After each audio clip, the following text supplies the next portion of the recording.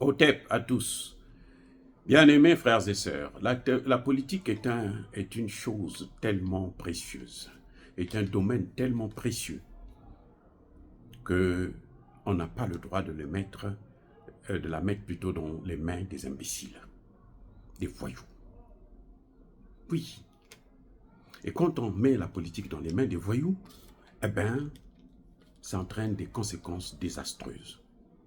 C'est le cas aujourd'hui de l'attitude d'Emmanuel Macron en ce qui concerne la guerre en Ukraine, l'attitude de l'OTAN en ce qui concerne la guerre en Ukraine. Eh oui. Vous savez, les conséquences en France sont énormes.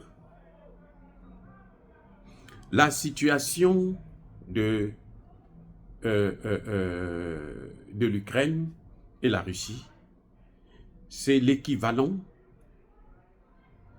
de ce que vous avez entendu parler de la baie des cochons, hein, des années 1962, lorsque l'ex-URSS avait installé des missiles à Cuba. Le président Kennedy était prêt à déclencher la guerre nucléaire avec l'ex-URSS à cause de ça. Et l'URSS avait reculé, avait retiré ses missiles et les a ramenés chez elle. Maintenant, imaginez-vous que la Chine vienne installer des missiles, ces missiles, au Mexique. Quelle sera l'attitude des États-Unis? Quelle sera l'attitude des États-Unis? Ou aujourd'hui, par exemple, les Chinois ou les Russes installent leurs missiles à Monaco. Quelle sera l'attitude de la France? Mais pourquoi les Français font tout un problème, ne veulent pas comprendre ce qui se passe, au lieu de négocier avec la Russie pour trouver une solution à l'amiable, ils préfèrent vouloir engager une guerre déjà perdue d'avance. Bruno Le Maire, le ministre de l'économie française, qui disait qu'ils vont détruire l'économie russe, aujourd'hui se mord les doigts parce que c'est l'économie française qui est en train de prendre des coups. Il avait prévu une croissance à 1,4%. Maintenant, il dit que c'est 1%. Et rien ne rassure que 2024, il y aura une croissance qui s'atteindra au moins 1%. Peut-être que ça va être 0,5, 0,6, 7, 8, sinon moins. Personne ne peut nous dire aujourd'hui. Les prévisions sont revues déjà par eux-mêmes à la baisse. Et en général, les chiffres qu'eux ils donnent, c'est que c'est plus grave. Parce que ce que nous avons remarqué, je vous ai déjà dit ça dans une de mes précédentes vidéos, que l'économie russe est en train de monter. Les relations entre la Chine et la Russie sont en train de prendre une place, mais alors très grande. Le commerce, les échanges entre la Chine et la Russie ont doublé. En 2 ans, c'est passé du simple au double. Le commerce entre les deux pays. On a vu que, plus ils sont en train de prendre des sanctions, bloquer l'argent, les avoirs de la Russie, mais même les pays africains sont en train de se poser des questions, mais nous, qu'est-ce qu'on fera de nous? C'est comme on disait, c'est écrit dans la Bible, si on fait ça au bois mouillé, mais le bois sec, ça va être une grande flamme, qu'est-ce qu'on fera? Moi qui suis le bois mouillé, voici ce qu'on fait de moi, mais vous là, le bois sec là, qu'est-ce qu'on fera de vous? On va vous massacrer. Voilà ce qui est en train de se passer exactement. Voilà ce qui inquiète le monde. Voilà ce qui nous inquiète, ce qui devrait nous interpeller. C'est pour ça que les Africains sont en train d'ouvrir les yeux. Eux qui ont souffert pendant longtemps et qui n'ont jamais eu des moyens pour se défendre. C'est comme lorsque vous tapez un enfant, il n'a pas de moyens pour se défendre. C'est pour ça d'ailleurs qu'on a créé le droit de l'enfant. Parce qu'il n'a pas de moyens pour se défendre. C'est un enfant, il ne travaille pas, il n'a pas de maison, il n'a rien. Il est obligé de se plier.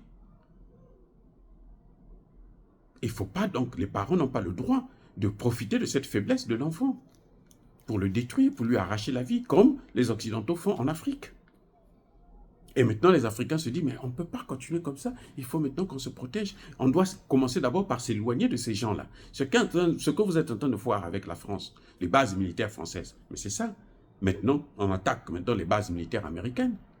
Les Américains se sont permis d'avoir une commande de près de 10 000 hommes pour gérer l'Afrique.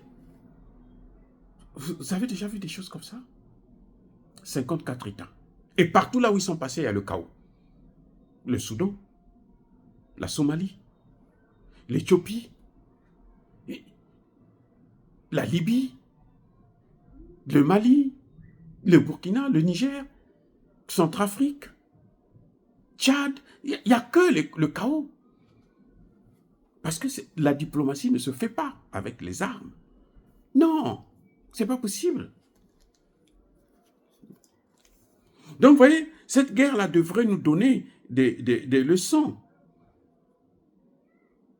L'Europe elle-même, qu'est-ce que nous voyons? Mais les Français sont soumis aux États-Unis. Les Européens là, sont devenus des hommes de course des États-Unis. Et c'est ce qu'ils veulent faire de l'Ukraine, qui est en train de faire déjà une guerre par procuration. On voit que l'économie allemande est dévastée aujourd'hui à cause de cette guerre. Et Emmanuel Macron, ce qu'il trouve à dire, là où les gens sont en train de chercher des solutions, même les Africains ont proposé un plan de paix, ils ont commencé les démarches, ils ont été stoppés net par les mêmes Européens, y compris la France. Ils veulent aller faire la guerre.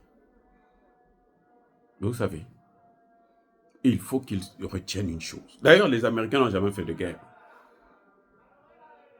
En Irak, là, ça, c'est pas une guerre. Ils ont agressé un pays qui n'avait pas les moyens de faire la guerre avec eux. C'est tout. La Libye, c'est pareil. Ils viennent. La Libye ne s'attendait pas à faire cette guerre. Qu'elle devrait être attaquée comme ça. Sinon, les Libyens allaient s'organiser.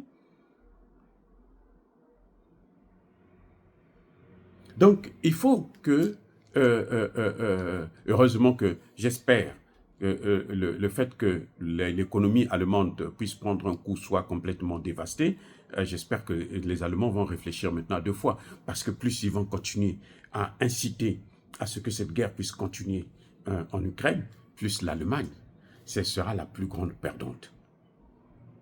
La France a déjà perdu, l'Afrique là, même s'ils vont faire la guerre en Ukraine, s'ils gagnent là, ils ne vont pas venir encore prendre l'Afrique parce que les Africains n'en veulent plus. Les Africains ne veulent plus coopérer avec eux. Non. Ils ont passé leur temps à nous torturer, on ne veut plus. Qu'ils restent avec leur richesse, très bien, il n'y a pas de problème. Mais laissez-nous tranquilles dans notre pauvreté. Or, dire cela, c'est inciter à la haine ou à la violence, non.